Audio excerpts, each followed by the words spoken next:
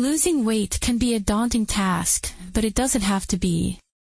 In this video, we'll explore some simple tips and tricks to help you lose weight naturally. The first step to losing weight naturally is to focus on your diet.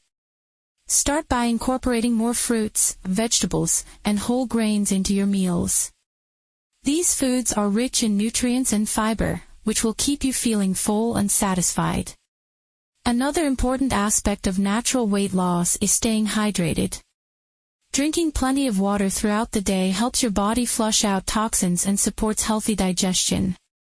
Exercise is also crucial for natural weight loss. Find an activity that you enjoy, whether it's yoga, hiking, or dancing, and make it a regular part of your routine. Not only will exercise help you burn calories, but it will also improve your mood and reduce stress. Getting enough sleep is also essential for natural weight loss. When you're sleep deprived, your body produces more of the hormone ghrelin, which stimulates hunger. Aim for 7 to 9 hours of sleep each night to keep your hormones in check. Finally, managing stress is important for natural weight loss. Chronic stress can lead to weight gain by increasing the production of the hormone cortisol, which promotes fat storage.